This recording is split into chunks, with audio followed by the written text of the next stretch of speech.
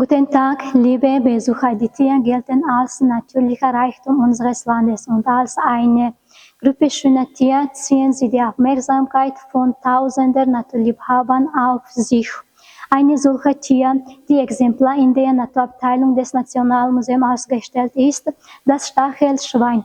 Das Stachelschwein gehört zu den Nagetieren. Seine Körperlänge beträgt 38 bis 90 cm und sein Gewicht ist 12 bis 15 cm. Der Rücken und die Seiten des Stachelschweins bestehen aus großen 70 cm langen Stacheln. Unter diesen Stacheln befinden sich kleine Stacheln, die über 30 cm erreichen. Stachelschweinnadel sind sehr stark und bieten zuverlässigen Schutz vor Raubtieren und Menschen. Interessanterweise erzeugen die Nadeln beim Gehen ein charakteristisches Geräusch, das vor der Annäherung eines Stachelschweins warnt.